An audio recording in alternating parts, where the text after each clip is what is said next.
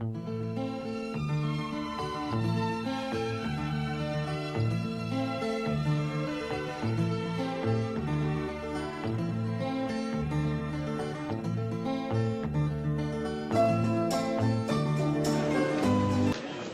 रूप खालसा जी हजूर दी बख्शी हुई फतेह प्रवान करो। वाहिगुरु जी का खालसा वाहिगुरु जी की फतेह।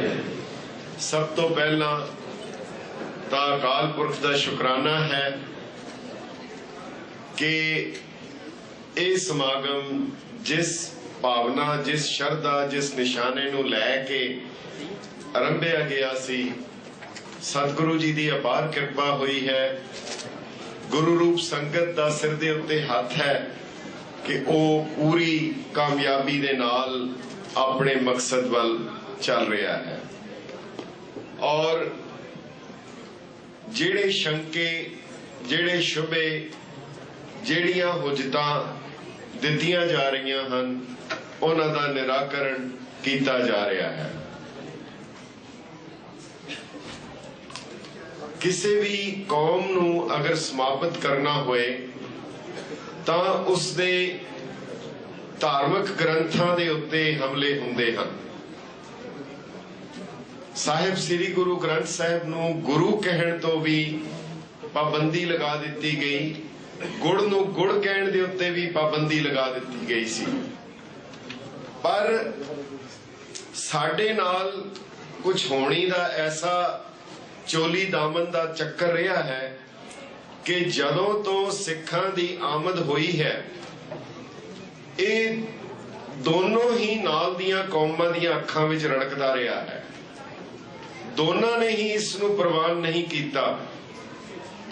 मक्के दी गोश्त विच भी जिक्र आउंदा है, अन्ने काणे दोज़की दोज़क पढ़नी पाए, काणे दा छड़ संग तू अंधे नाल ना जाए, नानक कल विच निर्मली गुरसिक्खी प्रधान, उम्मत लगे लंगे उम्मती सच नाम प्रधान। दरअसल जिहड़ियां कौमां दे सिरजना हुंदी है उन्हां दे धार्मिक ग्रंथां तो उन्हां दे किरदार तो उन्हां दे साहित्य तो उन्हां दे आचरण और गुणां नूं बनांदी है। अज जिहड़ा मैं थोड़ा जिहा देख रहा सी कि जो लिखिया गया है श्री दसम ग्रंथ संबंधी बेलोड़ा विवाद, की इहदा मतलब जिहड़ा लोड़ींदा विवाद भी कोई है जिहड़ा उहदे ते कीता जा सकदा है।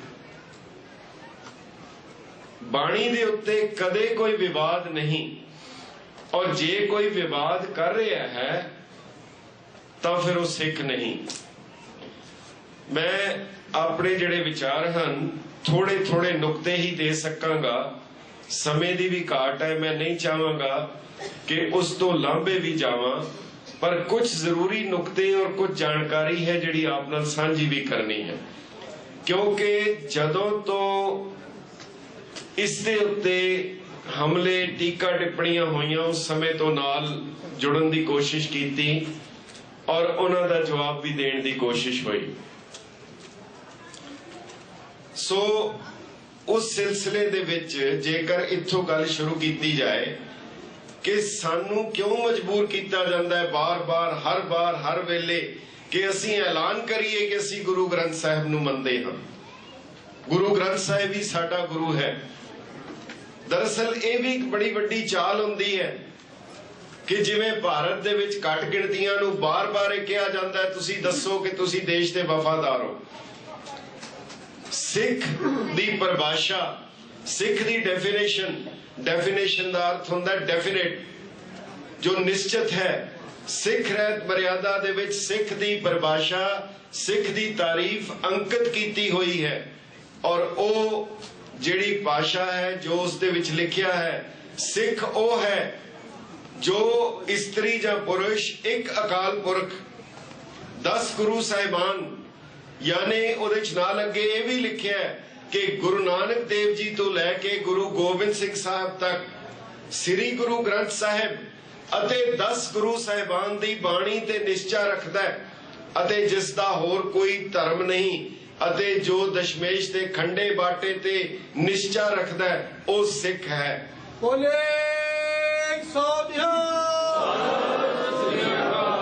हुण जेड़े बंदे सानू कह रहे हैं कि तुसी बार बार कहो कि तुसी गुरु ग्रंथ साहिब नू मनदे हो, सिख रहत मर्यादा दी शर्त है, गुरबाणी दे दो स्रोत हैं, जेड़ा गुरु ग्रंथ साहिब अते 10 गुरु साहिबान दी बाणी ते निश्चा रखता है। जेड़ा 10 गुरु साहिबान दी बाणी ते निश्चा नहीं रखता, जेड़ा गुरु गोबिंद सिंह साहब दी बाणी ते निश्चा नहीं रखता, जेड़ा टीका टिप्पणी करता है, वो सिख ही नहीं है, उस दे नाल कोई गलबात नहीं हो सकती। की कल नू डेरे वाले, की साध, की जेड़े वो दूजे सौदे वाले या नकली निरंकारी या राम रहीम या डेरे जड़ा सिरसे वाले अगर वो आके कहण साडे नाल गलबात करो, कि असीं उन्हां नाल गलबात शुरू कर देंगे? गलबात या किसी दा शंका समाधान उस दे नाल हो सकता है जेड़ा गुरु ग्रंथ साहिब और 10 गुरु साहिबान दी बाणी ते निश्चा रखता है, जेड़ा अमृत दे उत्ते निश्चा रखता है।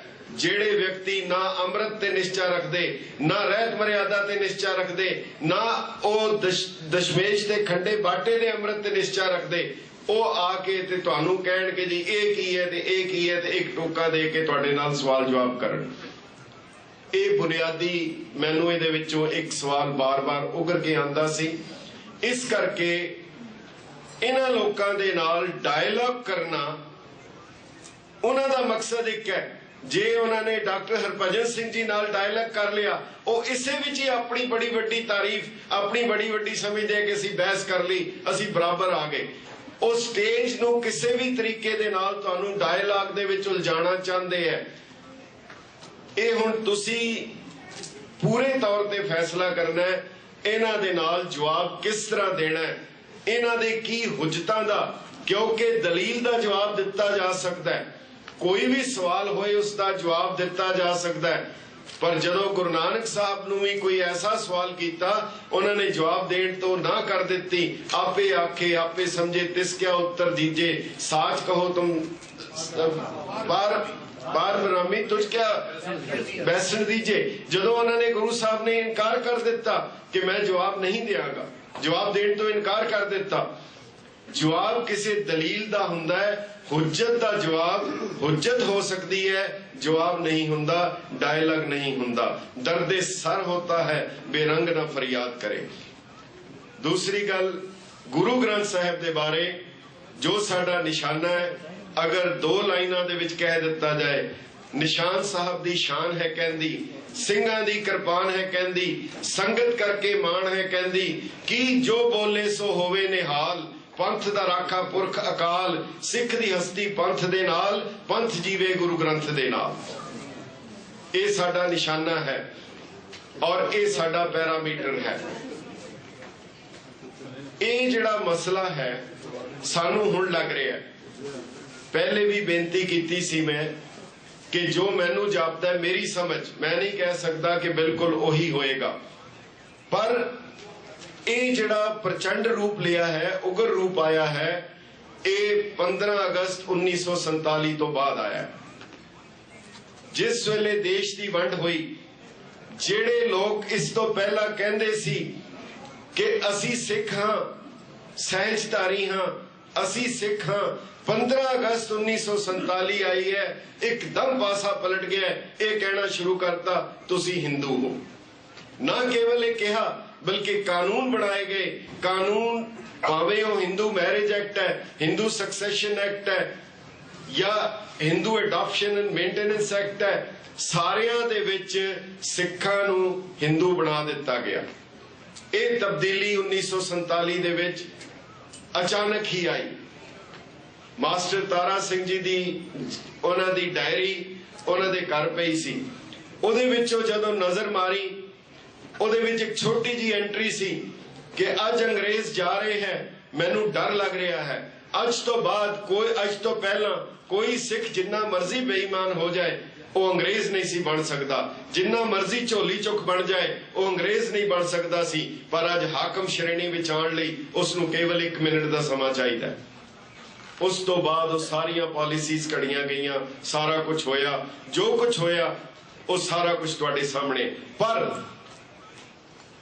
प्रभ शरणदीप सिंह जी ने जो दसिया, अकैडमिक पद्धर दे उत्ते ਜਿਹੜੀ ਉਹਦੀ ਵਿਆਖਿਆ ਪ੍ਰਣਾਲੀ ਦੇ ਉੱਤੇ ਪੱਧਰ ਦੇ ਉੱਤੇ ਉਹ ਇੱਕ ਕਾਰਨ ਬੜਾ ਵੱਡਾ ਹੈ। ਪਰ ਸਾਡੇ ਵਿੱਚ ਅਡਾਪਟ ਕਦੋਂ ਹੋਇਆ?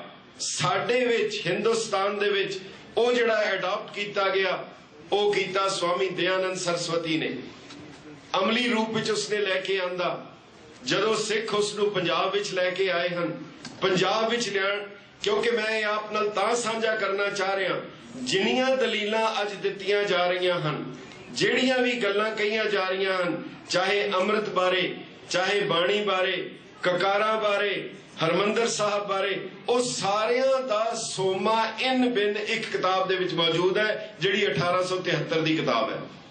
ਸਾਰਾ ਕੁਝ ਮੌਜੂਦ ਹੈ। ਇਸ ਤੋਂ ਉਹ ਲਿੰਕਿੰਗ ਜਾਂ ਉਹ ਸੋਚ ਕਿੱਥੋਂ ਆਉਂਦੀ ਹੈ ਉਹ ਪ੍ਰਗਟ ਹੋਏਗੀ। दयानंद सरस्वती ने किताब लिखी है सत्यार्थ प्रकाश। उस दे विच गुरु साहिब नूं पद्दी शब्दावली विच गालां कढियां।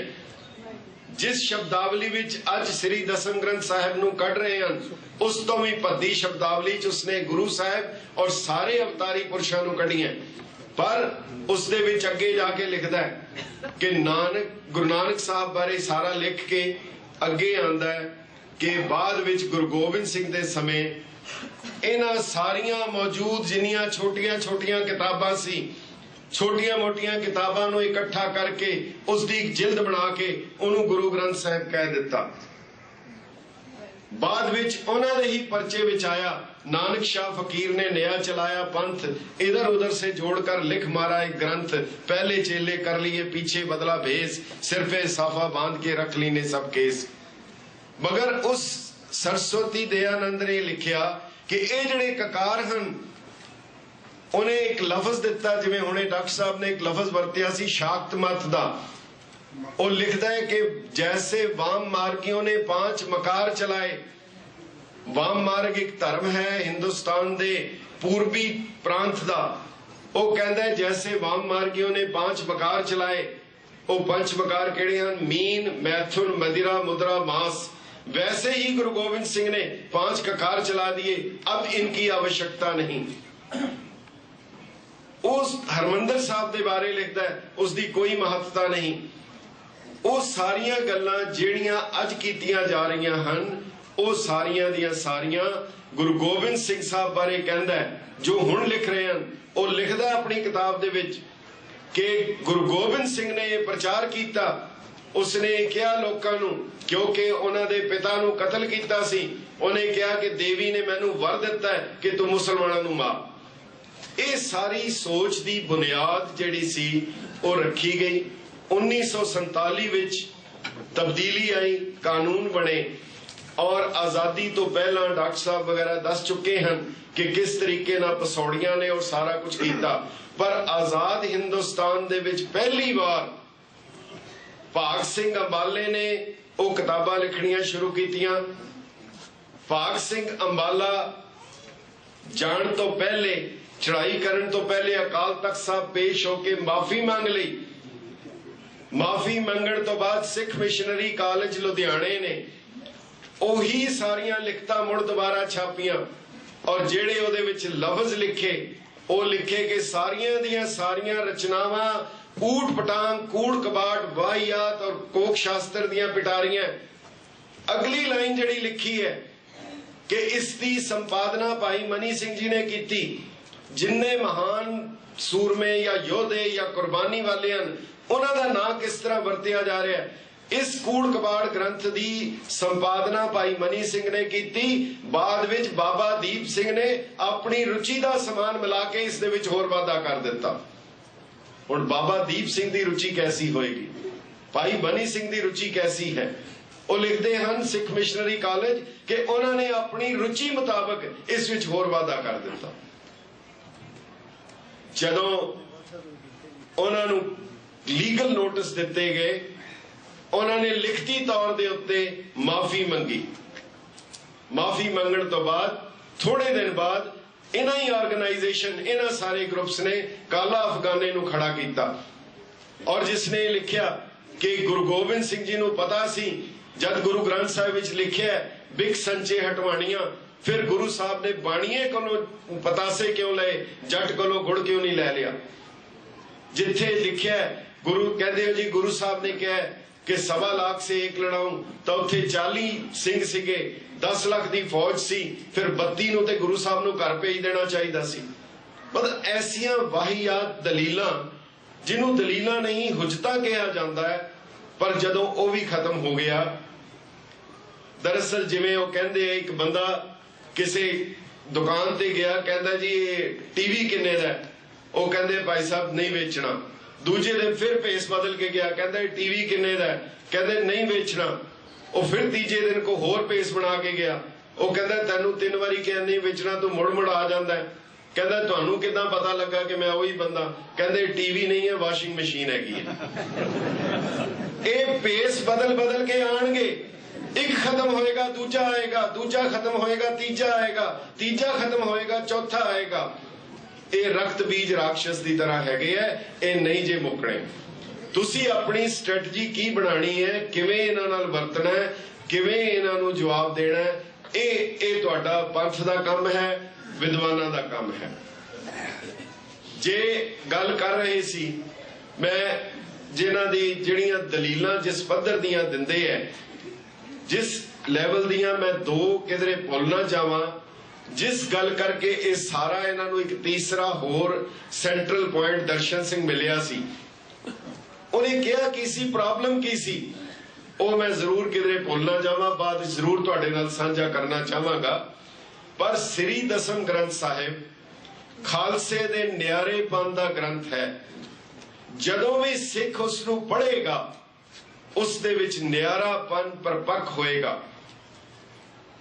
कुछ साल पहला एक लिखारी सन, मैं ना नहीं लेना चाहता क्योंकि चंगे सन, जीवन भी चंगा सी, पर पता नहीं कई बारी ऐसा हो जाता है वो केड़ी लहर विच आके तुर जाते हैं, पर जे कर किधरे उन्होंने उसका इशू बनाया जाए फिर कई बारी वो होर परपक्ष भी हो जाते हैं, पर उस तो बाद उस पासे गए नहीं। उन्होंने एक गल लिखी और पंथ दे किसी मैगजीन दे विच आई कि जे गुरु अर्जन देव जी दे वेले जदों गुरु ग्रंथ साहिब मुकम्मल हो गया, हरमंदर साहब बन गया, कीर्तन बन गया, सब कुछ हो गया, जे गुरु साहब गुरता जिहड़े गुरुशिप है, गुरु साहिब दी परंपरा उत्थे समाप्त कर देंदे, उहदे बाद अज वर्गे पवाड़े नहीं सी पैणे। ये निशाना है शायद अज दे इन्हां लोकां दा भी। जेकर सारा कुछ सी फिर अकाल तख्त साहब दी की लोड़ पै गई। हर चीज मौजूद सी, कीर्तन भी सी, रागी भी सी, सारा कुछ सी, सेवा भी सी, हरमंदर साहब भी सी।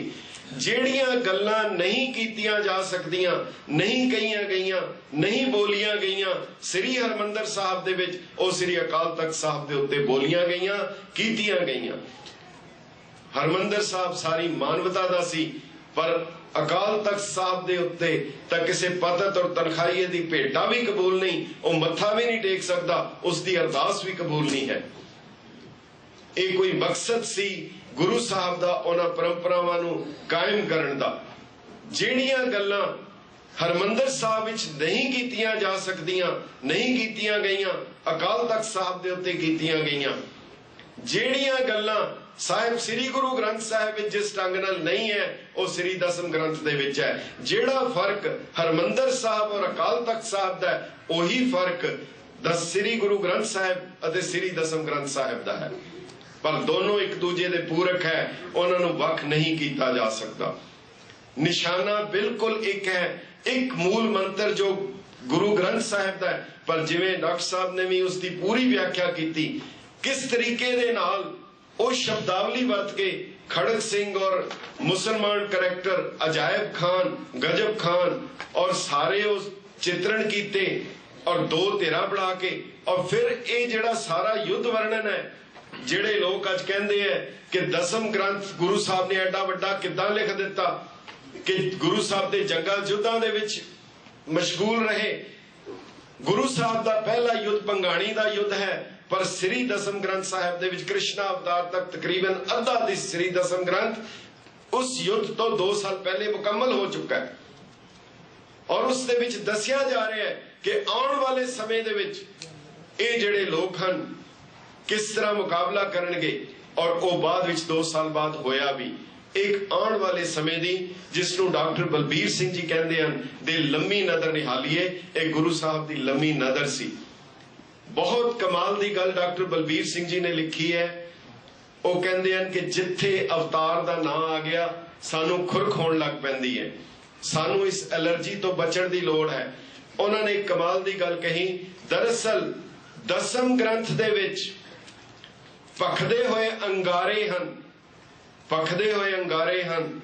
सिखां ने अपनी अज्ञानता दी सवाह थल्ले उसनू दब के रखिया है। जिस दिन ये अज्ञानता दी सवाह हट गई उस दिन ये भांबड़ ऐडा मचेगा कि जिहड़ा खालसे दे न्यारेपन दा और गुरु गोबिंद सिंह साहब दी क्रांति दा ओ सुपना मुकम्मल हो जाएगा। बोले सोनिया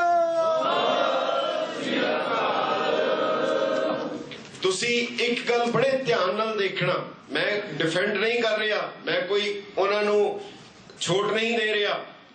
आरएसएस जेड़ी सिखां दी वखरी होंद नूं बिल्कुल नहीं मनदी, उन्हां दा निशाना बिल्कुल वही है जेड़ा दयानंद ने 1873 विच लिखिया सी। उन्हें वो सारा लिख के अखीर अपना निशाना कलमबंद किया है। वो कहता है इसलिए इनमें से जो लोग बुद्धिमान हैं, यानी कि जो कुछ सारा लिख के सिखा दे विचों जो बुद्धिमान है वो दुर्मत का प्रचार छोड़कर गुरमत का प्रचार छोड़कर वेद मत का प्रचार करे तो अच्छी बात है। वो मुड़ वापस जड़ा लियाना चाहता सी। पर तुसी आरएसएस दियां लिखतां दे विच गुरु गोबिंद सिंह साहब दी बाणी दा कोई उल्लेख नहीं देखोगे।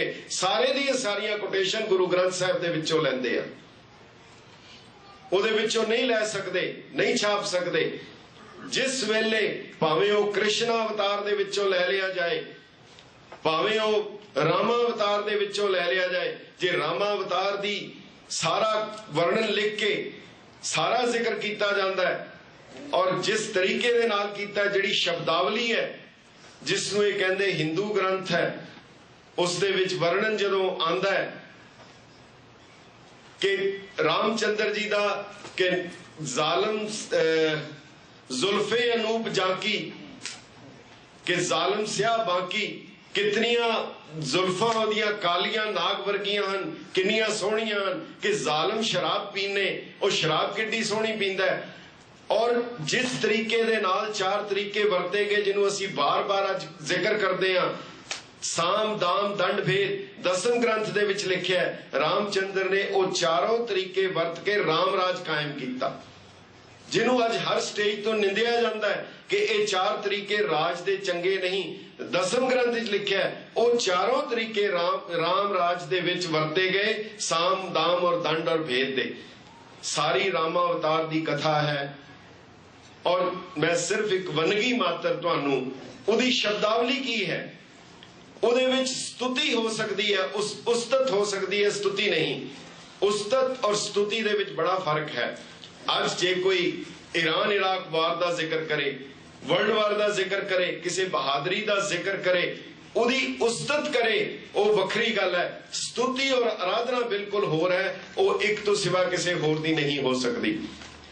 उहदे विच जिक्र किया जाता है जिस वेले रावण दा और मदोदरी दा, रावण दी वोटी दा साहित्यक पक्ष तो तुसी देखो हैरान हन। जिहड़े हिंदी दे पढ़न वाले, हिंदी दे जानन वाले भी हैरान हन कि इतनी कमाल दी जिहड़ी शब्दावली है, कविता दा जिहड़ा स्टैंडर्ड है, दरअसल साडी बदकिस्मती है। असीं अपनी अज्ञानता नाल छड़ दिता, दूजियां ने इहनूं सिखां दा ग्रंथ करके छड़ दिता। इस तो वड्डी साडी मुफलिसी, गरीबी और हिकारत की हो सकती है। पर वो पोइट्री दे पक्ष तो भी इतनी कमाल दी पोइट्री है। जे कविता दे पक्षों भी वेख्या जाए, उहदे विच लिखिया है रावण दी वोटी उसनूं कहंदी है कि तू दे दे उसकी जनानी वापस, तू क्यों रखी है। वो कहंदा है चौर चंद्रंग करंग छत्र सूरज धरंग वेद ब्रह्मा ररंग द्वार मेरे, पाक पावंग करण नीर बरणंग बरण जच विद्या धरंग कीन चेरे, चंद सूरज जाके तप्त रसोई। बिल्कुल गुरु ग्रंथ साहब दियां तुकां दा अनुवाद है।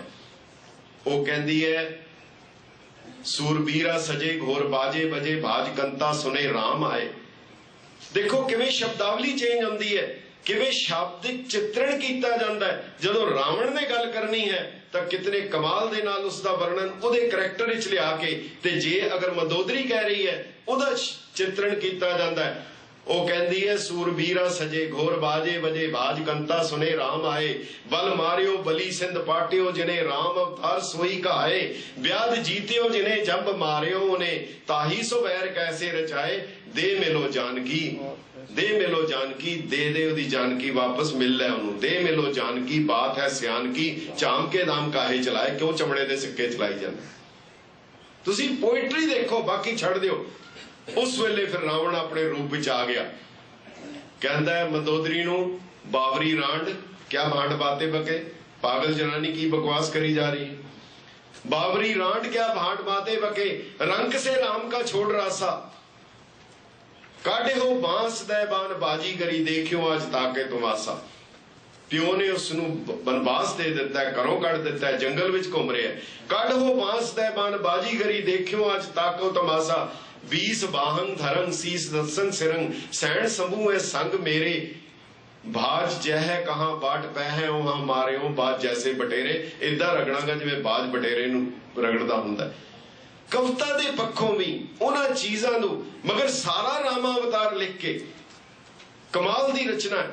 अखीर दे विच कंप्लीट किथे हुंदा है, सारी रचना दा अंत है राम कथा जुग जुग अटाले, कथा जुग जुग अटाले नहीं मुकनी। भारतीय साहित्य चो नहीं मुक सकती, एशिया के साहित्य चो नहीं मुक सकती, मलेशिया दूजे देश इंडोनेशिया सारी जगह बर्मा वगैरह है, एक कथा रहनी है। गुरु ग्रंथ साहिब भी जिन्नी देर है, चौगिरद हमारे रामकार, गुरमुख राम जिथे लिखे है, राम गयो रावण गयो जिथे लिखे है, मूर्ख रावण लिखे है, राम कथा नहीं मिटनी। पर उसनू साधन वरतदियां श्री दसम ग्रंथ गुरु गोबिंद सिंह साहब कह रहे हैं, ਇਹ ਜਿਹੜੀ कथा ਦੇ ਵਿੱਚ ਸਾਧ ਅਸਾਧ ਜਾਣੋ नहीं, बात सुबाद विवाद। ਇਹਦੇ ਵਿੱਚ ਸਾਧ कौन है असाध कौन है, ਇਹ विवाद ਦਾ विषय मेरा सब्जेक्ट नहीं है। साध असाध जानो नहीं, बात सुबाद विवाद, ग्रंथ सकल पूरन कियो भगवत कृपा प्रसाद। उस तो बाद है सवैया पाए गए जबते तुमरे तबते को आंख तेरे नहीं आन्यो, राम रहीम पुराण कुरान अनेक कहे मत एक न मान्यो। ये है उहदा प्रयोजन, ये है उहदा मकसद। उन्हां चीज़ां नूं साधन दे तौर दे उत्ते, और जिवें एक देखिया सी छोटा जिहा कहंदा, मास्टर ने पूछया बच्चे नूं, कहंदा तेरे कोल 5 अंब होण तैनूं 4 होर दे दियां, तेरे कोल किन्ने हो जाणगे। और दूजे ने कोहणी मार के कहंदा देखी अंबां दे लालच हिसाब पढ़ाई जांदे।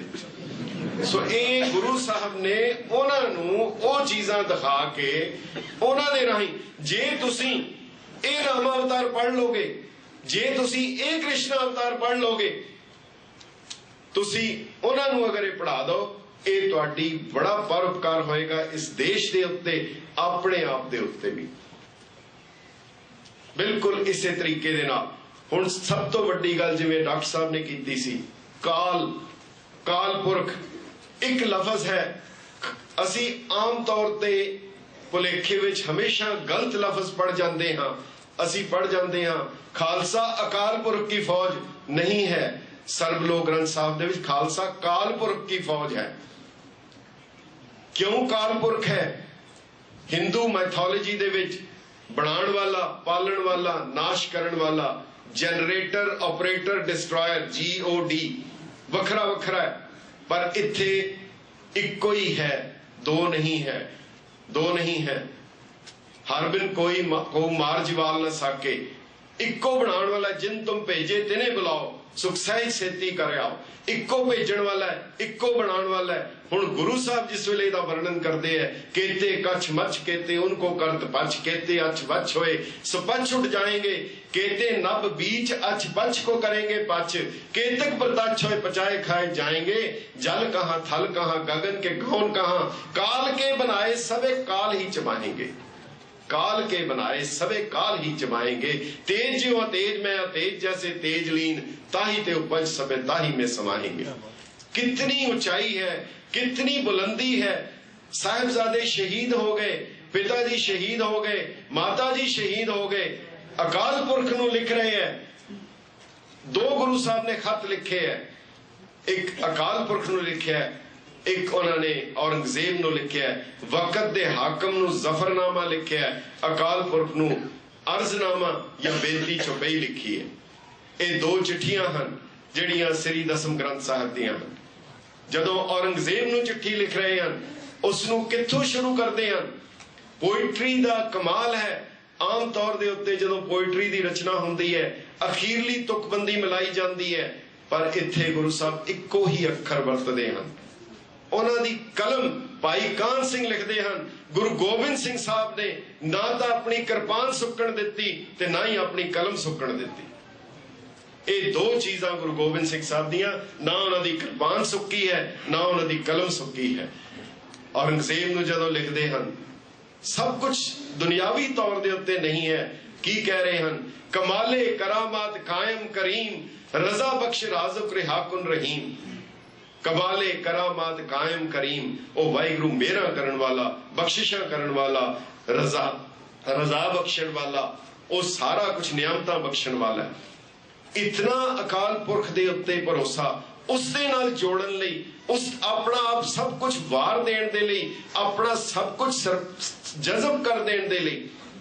उन्हां बारे जदों कोई दूसरे बाहर दे लिखदे हन, उन्हां दी शरधा, उन्हां दी ओ जिहड़ी चीज़ है उसनूं देखण दी लोड़ है। जदों बरकत उन्हां दे बारे लिखदा है, बरकत राम लिखदा है, तो वह साहिबजादियां दा जिक्र करदे आ कितना भावुक हो जाता है। रात पिछों जो आई तत्ती, ओ खूनी प्रभात ना पुछो, बुरज च बैठी बुढ़ी ठेरी, किद्दां गुजरी मात ना पुछो, दशमेश दे डिक्के लाडलियां दी किद्दां चढ़ी बरात ना पुछो, हिण हिण करके नीला रोया, बाज दे कुछ जज्बात ना पुछो, कलम मेरी नू कांबा छिड़दा, अगों दे हालात ना पुछो, चिड़ियां कावी छम छम रोए, बंदे दी तां बात ना पुछो। और जिस वेले एक होर ब्राह्मण कवि लिखदा है प्रकाश शिवलवी, ओ गुरु साहब दा वर्णन करदियां कहंदा है कि ओ अजब सी, ओ बचित्र गुरु सी, उन्हां दा सब कुछ बचित्र है, उन्हां दा बाज बचित्र है, तीर बचित्र है, उन्हां दा हाथी बचित्र है, उन्हां दा हर चीज बचित्र, गुरु दी हर चीज बचित्र है। उसनूं असीं किवें नापांगे? ओ कहंदा है सरहंद चो सुनेहा मिलिया कि लाल टुर गए, दोवें शहीद हो गए ने नौ निहाल टुर गए, सूबे ने कंध अंदर दोवें नपीड़ दिते, कोमल शरीर इट्टां दे विच पीड़ दिते। सुन के गल सारी ओ मुस्कुरा के उठिया, उस बादशाह ने नूरे दे कोल आके पुछया, तू रूबरू सै उत्थे, कोई गल ना लुकाई ते साफ साफ दसी, कोई कहर ना कमाई, कोई हिंज ते ना केरी, कोई आ ते ना कड्डी, लाला ने किधरे कुच्ची, कोई साह ते ना कड्डी, तेसी दे नाल लगी, जद सट सी करारी, मेरे फतेह ने उच्ची, कोई चीख ते ना मारी। एक कहण दा भी अंदाज वखरा सी, जो उसने बजाया वो साज वखरा सी। उस गुरु कलगीधर पिता बारे ये लफज वर्त देने, इस तरह के लफज वर्त देने, ऐसी शब्दावली वर्त देनी। और मैं अपना फर्ज पूरा करांगा, क्योंकि इंसान गलतियां दा पुतला हुंदियां, पर जे उस तो बाद उसनूं जारी रखता है, ये उस तो बड़ा गुनाह है। दर्शन सिंह दा जिक्र आया सी, की होया की सी।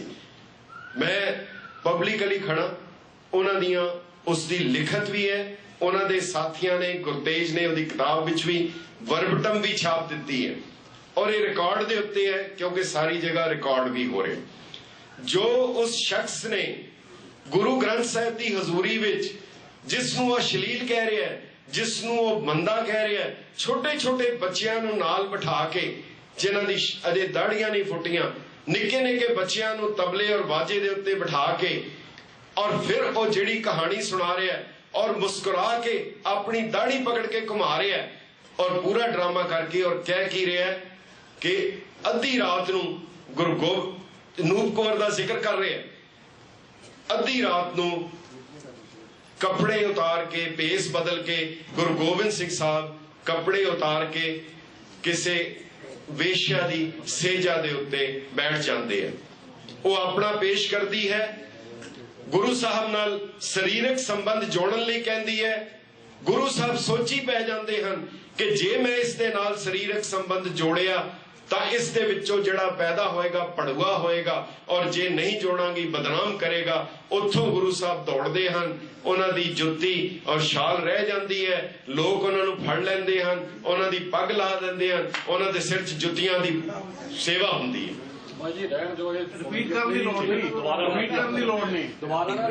ਸੋ ਸਵਾਲ ਇੰਨਾ ਹੈ, ਸਿਰਫ ਅਗਰ ਜੇ ਕਿਧਰੇ ਸਿਰਫ ਇਸ ਚੀਜ਼ ਨੂੰ ਸਮਅਪ ਕਰਨ ਲਈ ਜੇ ਅਗਰ ਉਹ, ਕਿਉਂਕਿ ਬਾਰ-ਬਾਰ ਅੱਜ ਵੀ ਕਹਿ ਰਹੇ ਹੈ ਕਿ ਦਸਮ ਗ੍ਰੰਥ ਦੇ ਵਿੱਚ ਇਹ ਹੈ, ਇਸ ਚੈਨਲ ਰਾਹੀਂ ਅਗਰ ਦਸਮ ਗ੍ਰੰਥ ਸਾਹਿਬ ਦਾ ਪੰਨਾ ਸ਼ਲੋਕ ਦੱਸ ਦੇਣ ਉਹਦੇ ਬਾਅਦ ਉਹ ਬਰੀ ਹੈ, ਪਰ ਨਹੀਂ ਤਾਂ ਇਹ ਬਹੁਤ ਵੱਡੀ ਨਿੰਦਾ ਹੈ। ਔਰ ਉਸ ਨੂੰ ਜਾਰੀ ਰੱਖਣਾ ਔਰ ਉਸ ਦੇ ਨਾਲ ਜਿਹੜੇ ਵਿਅਕਤੀ ਤੁਰ ਰਹੇ ਹਨ ਉਹਨਾਂ ਦੇ ਬਾਰੇ ਕੀ ਕਿਹਾ ਜਾ ਸਕਦਾ ਹੈ।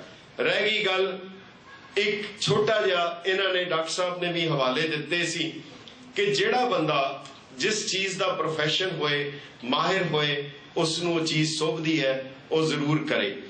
ਪਰ ਜੇਕਰ ਕੋਈ ਐਸੇ ਲਫ਼ਜ਼ ਐਸੀਆਂ ਚੀਜ਼ਾਂ ਬਣਾ ਕੇ ਦੱਸਦਾ ਹੈ, ਇੱਕ ਚਿੱਠੀ ਆਈ ਤੁਹਾਡੇ ਇੱਥੋਂ ਲੋਕਲ ਹੀ ਸੱਜਣ ਹੈ ਜਿਹੜੇ ਬਹੁਤ ਜ਼ਿਆਦਾ ਚਿੱਠੀਆਂ ਪਾਉਣਾ ਸ਼ੌਕ ਹੈ ਉਹਨਾਂ ਨੂੰ, ਉਹਨਾਂ ਨੇ ਲਿਖਿਆ ਜੀ ਕਿ ਤੁਸੀਂ ਸਾਨੂੰ ਇਹ ਦੱਸੋ ਕਿ ਦਸਮ ਗ੍ਰੰਥ ਦੇ ਵਿੱਚ ਜ਼ਿਕਰ ਕਿਉਂ ਨਹੀਂ ਹੈ ਇਹਦਾ ਖਾਲਸੇ ਦੀ ਸਿਰਜਣਾ ਦਾ।